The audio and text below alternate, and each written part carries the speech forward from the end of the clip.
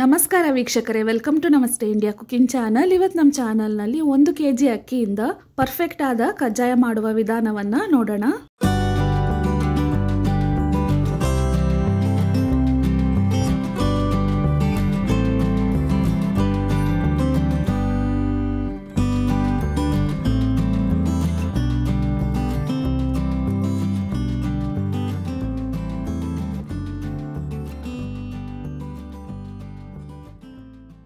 ಕಜ್ಜಾಯ ಮಾಡುವ ಕೆಂಪು ಅಕ್ಕಿಯನ್ನು 1 kg ತಗೊಂಡಿದ್ದೀನಿ.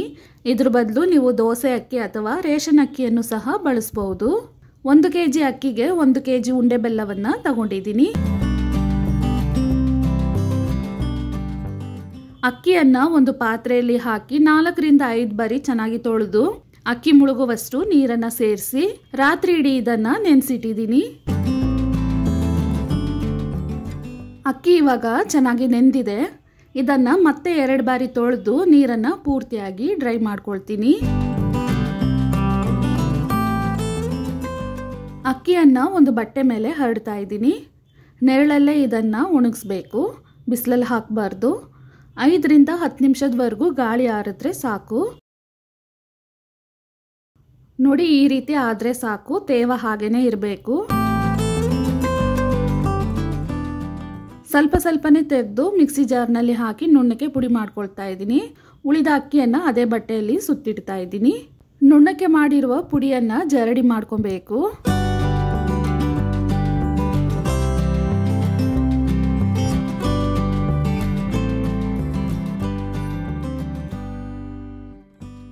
ಜರಡಿ ಮಾಡಿ ಉಳಿದಿರುವ ಅಕ್ಕಿಯನ್ನು ಮಿಕ್ಸಿ ಜಾರ್ನಲ್ಲೇ ಹಾಕ್ತಾ ಇದ್ದೀನಿ.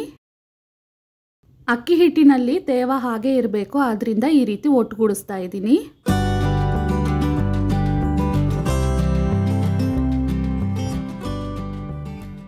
ಇದೇ ರೀತಿನೇ ಪೂರ್ತಿ ಅಕ್ಕಿಯನ್ನು ಪುಡಿ ಮಾಡ್ಕೊಬೇಕು.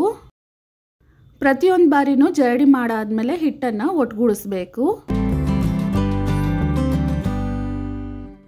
ಕಜ್ಜಾಯ ಮಾಡೋದಕ್ಕೆ ಹಿಟ್ಟು ಇವಾಗ ರೆಡಿಯಾಗಿದೆ. ಇದನ್ನು ಒಂದು ಕಡೆ ಹಾಗೆ ಇಡೋಣ.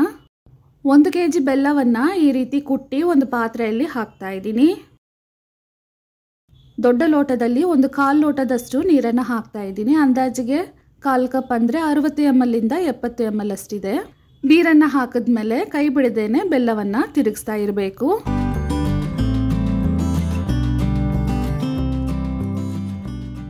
ಬೆಲ್ಲ ಚೆನ್ನಾಗಿ ಕರಗಿ ನೊರೆ ರೀತಿ ಹುಕ್ತಾ ಇದೆ. ಬೆಲ್ಲ ಹುಕ್ಕಿ ಸ್ವಲ್ಪ ನೊರೆ ಕಡಿಮೆ ಆಗತ್ತೆ. ಬಣ್ಣನೂ ಸ್ವಲ್ಪ ಡಾರ್ಕ್ ಆಗಿರುತ್ತೆ. ಈ ಟೈಮ್ನಲ್ಲಿ ಪಾಕದ ಹದವನ್ನು ಚೆಕ್ ಮಾಡಬೇಕು. ಒಂದು ಚಿಕ್ಕ ಪ್ಲೇಟ್ನಲ್ಲಿ ಸ್ವಲ್ಪ ನೀರನ್ನು ತಗೊಂಡು ಪಾಕವನ್ನು ಅದರಲ್ಲಿ ಹಾಕ್ತಾ ಇದ್ದೀನಿ. ಈ ರೀತಿ ಅದನ್ನು ಒಟ್ಟುಗೂಡಿಸಿ ನೋಡಬೇಕು. ನೋಡಿ, ಆಗ್ತಾ ಇಲ್ಲ. ಆದ್ರಿಂದ ಇನ್ನೊಂದು ಚೂರು ಕುದಿಸ್ಬಿಟ್ಟು ಮತ್ತೆ ಚೆಕ್ ಮಾಡಬೇಕು.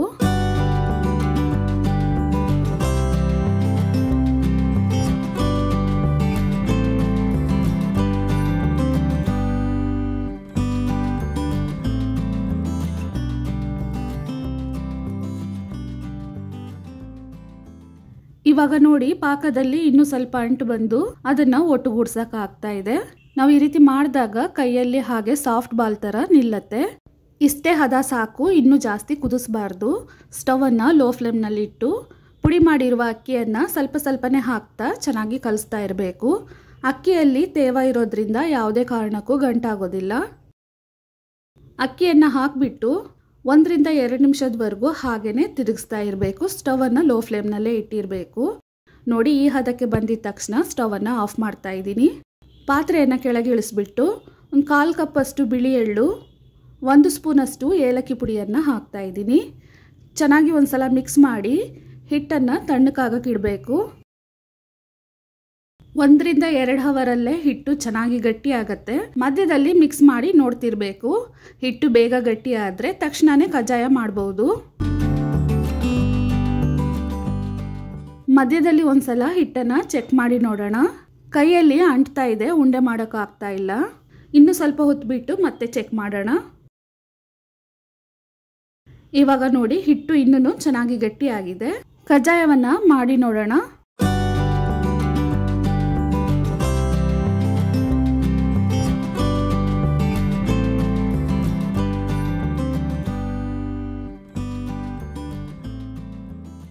ಕೈಯಲ್ಲಿ ಸ್ವಲ್ಪ ಎಣ್ಣೆಯನ್ನು ಸವರ್ಕೊಂಡು ಸ್ವಲ್ಪ ಹಿಟ್ಟನ್ನು ತೆಗೆದು ಉಂಡೆ ಮಾಡಿ ಎಣ್ಣೆಯ ಪ್ಯಾಕೆಟನ್ನು ಕಟ್ ಮಾಡಿ ಅದನ್ನು ಉಲ್ಟಾ ತಿರ್ಗಿಸಿಟ್ಕೊಂಡಿದ್ದೀನಿ. ಅದ್ರ ಮೇಲೆ ತಟ್ತಾ ಇದ್ದೀನಿ. ಇಲ್ಲ ಅಂದರೆ ಬಾಳೆ ಎಲೆಯ ಮೇಲೇನೂ ತಟ್ಬೋದು. ಈ ರೀತಿ ತಟ್ಟಿ ಆದಮೇಲೆ ಎಣ್ಣೆಯನ್ನು ಮೀಡಿಯಂ ಬಿಸಿ ಹದಕ್ಕೆ ಕಾಯಿಸ್ಕೊಂಡಿದ್ದೀನಿ. ಅಂದರೆ ತೀರಾ ಕಡಿಮೆನೂ ಬಿಸಿ ಆಗಿರಬಾರ್ದು, ಹೊಗೆ ಬರೋ ಅಷ್ಟು ಬಿಸಿ ಆಗಿರಬಾರ್ದು, ಆ ರೀತಿ ಇರಬೇಕು. ಒಂದು ಕಜ್ಜಾಯವನ್ನು ಎಣ್ಣೆಯಲ್ಲಿ ಹಾಕಿ ಬೇಯಿಸಿ ನೋಡೋಣ. ನೋಡಿ ಹಿಟ್ಟು ಎಣ್ಣೆಯಲ್ಲಿ ಹರಡ್ತಾ ಇಲ್ಲ, ಪಾಕ ಕರೆಕ್ಟಾಗಿದೆ. ಆದರೆ ನೋಡಿ ಕಜ್ಜಾಯದಲ್ಲಿ ತೂತು ಬೀಳ್ತಾ ಇದೆ.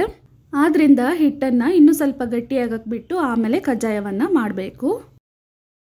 ಎರಡೂ ಕಡೆನೂ ಕಂದು ಬಣ್ಣ ಬರೋವರೆಗೂ ಬೇಯಿಸಿ ಎಣ್ಣೆ ಎಲ್ಲ ಚೆನ್ನಾಗಿ ಆಚೆ ಬರುವ ಹಾಗೆ ಈ ರೀತಿ ಒತ್ತಿ ತೆಗಿಬೇಕು. ಕಜ್ಜಾಯದಲ್ಲಿ ತೂತು ಬೀಳೋದಕ್ಕೆ ಹಲವಾರು ಕಾರಣಗಳಿರುತ್ತೆ. ಸಿಹಿ ಕಡಿಮೆ ಆದರೆ ಅಂದರೆ ಬೆಲ್ಲ ಕಡಿಮೆ ಆದ್ರೇನು ಈ ರೀತಿ ಆಗ್ಬಹುದು. ಹಿಟ್ಟಿನ ಮಿಶ್ರಣ ಇನ್ನೂ ಸ್ವಲ್ಪ ಗಟ್ಟಿ ಆಗದೆ ಇದ್ರೇನು ಈ ರೀತಿ ಆಗತ್ತೆ, ಅಥವಾ ಪಾಕ ಜಾಸ್ತಿ ಮಾಡಿದ್ರೇನು ಈ ರೀತಿ ಆಗ್ಬಹುದು.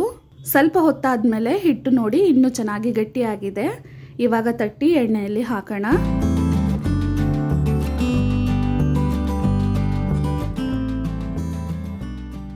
ತೂತೇನು ಬೀಳದೆ ಹಾಗೇನೆ ಚೆನ್ನಾಗಿ ಬರ್ತಾ ಇದೆ. ಇವಾಗ ಈ ಪೂರ್ತಿ ಹಿಟ್ಟಿನಿಂದಲೂ ಕಜ್ಜಾಯವನ್ನು ಮಾಡಿಬಿಡಬೇಕು, ಇಲ್ಲಾಂದರೆ ಮತ್ತೆ ಹಿಟ್ಟು ಇನ್ನೂ ಗಟ್ಟಿಯಾಗಿಬಿಡತ್ತೆ. ಎರಡು ಕಡೆನೂ ಕಂದು ಬಣ್ಣ ಬರೋ ರೀತಿ ಬೇಯಿಸಿ ಇದನ್ನು ಎಣ್ಣೆಯಿಂದ ಈ ರೀತಿ ಒತ್ತಿ ತೆಗಿಬೇಕು. ಕೆಂಪು ಅಕ್ಕಿಯಿಂದ ಮಾಡ್ತಿರೋದ್ರಿಂದ ಬಣ್ಣ ಇಷ್ಟೊಂದು ಡಾರ್ಕ್ ಆಗಿ ಚೆನ್ನಾಗಿ ಬರ್ತಾ ಇದೆ. ಬಿಳಿ ಅಕ್ಕಿಯಿಂದ ಮಾಡಿದ್ರೆ ಬೆಲ್ಲಕ್ಕೆ ತಕ್ಕಂಗೆ ಬಣ್ಣ ಬರುತ್ತೆ.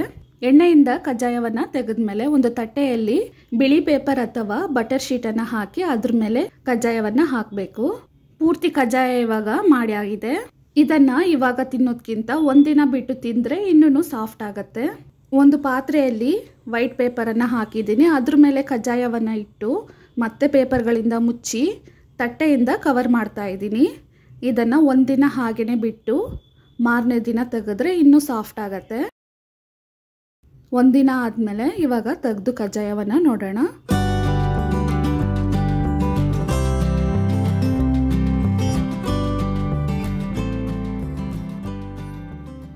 ನೋಡಿ ಚೆನ್ನಾಗಿ ಸಾಫ್ಟ್ ಆಗಿದೆ. ಇನ್ನೂ ಸ್ವಲ್ಪ ಹೊತ್ತು ಬಿಟ್ಟರೆ ಇನ್ನೂ ಮೆತ್ತಗಾಗತ್ತೆ. 1 kg ಅಕ್ಕಿಯಿಂದ ಈ ಸೈಜ್ನ 35ರಿಂದ 40 ಕಜ್ಜಾಯಗಳನ್ನು ಮಾಡ್ಬೋದು. ವೀಕ್ಷಕರೇ, ಈ ವಿಡಿಯೋ ನಿಮಗೆ ಇಷ್ಟ ಆಗಿದ್ದರೆ ನಮ್ಮ ಚಾನಲನ್ನು ಲೈಕ್ ಮತ್ತು ಸಬ್ಸ್ಕ್ರೈಬ್ ಮಾಡಿ. ಧನ್ಯವಾದಗಳು.